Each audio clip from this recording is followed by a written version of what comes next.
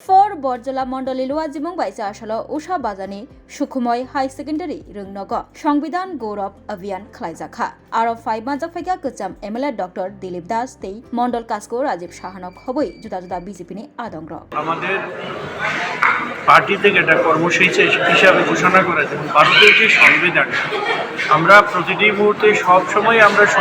সংবিধান শুনি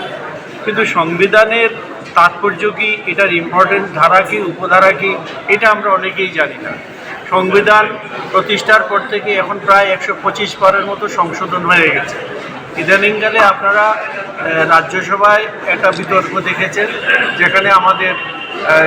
শ্রী অমিত শাহজি একটা বক্তব্য রেখেছিলেন যে উনি বলছিলেন আম্বেদকর যদি এরকম বারবার না বলে যদি কেউ অন্য ভগবানের নাম করতো তাহলেও তো 7 জন্ম স্বর্গে থাকতে পারে তো এটাকে একটা ভুল ব্যাখ্যা করে আম্বেদকরের উপর এটাকে অপমান মনে করে আমরা দেখেছি কংগ্রেস সেখানে ধর্ণা দিয়েছিল আম আদমি পার্টিও সেখানে করেছে সারা ভারতবর্ষ জুড়ে যে এখানে এমন একটা পরিবেশ সৃষ্টি করা হয়েছে যে ভারতীয় জনতা পার্টি আম্বেদকরকে অপমান করছে কিন্তু আমরা যদি লক্ষ্য করে দেখি তাহলে আম্বেদকরের প্রথম থেকে শুরু করে জ্ঞান হওয়ার পর থেকে স্কুলে পড়া থেকে শুরু করে ইউনিভার্সিটি বিদেশে পড়াশোনা করে আসার পরও ভারতবর্ষে যখন আসলেন তখনও তাকে কংগ্রেসই শাসন তখনই তাকে বিভিন্নভাবে অপমান করা হয়েছে একটা সেক্রেটারি ছিলেন আর্মি সেক্রেটারি ছিলেন সেখানেও তার প্রতি অপমান করা হয়েছে পার্লামেন্টে যখন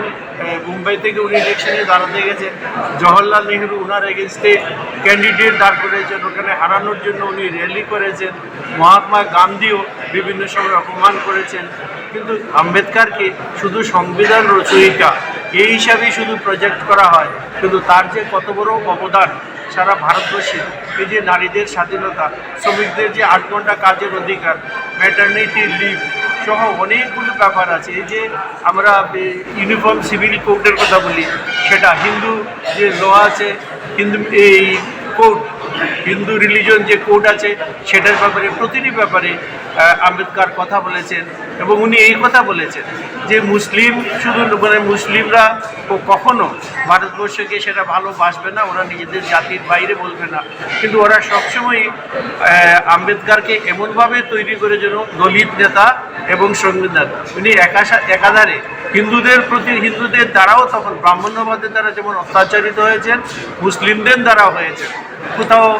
স্কুলে পড়তে পারতেন না জল খেতে অনেকগুলি ব্যাপার তো এই ইতিহাসটা অনেকেই জানি না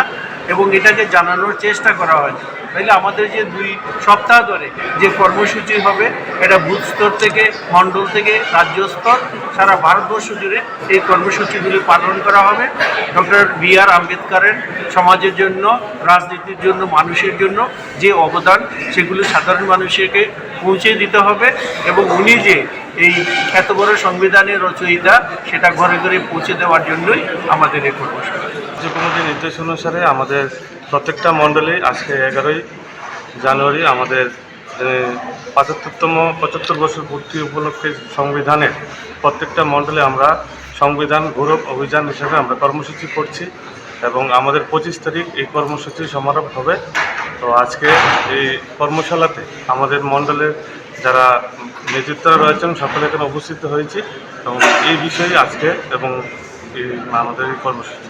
কি বিস্তারিত আলোচনা কি হবে বিস্তারিত আলোচনা হবে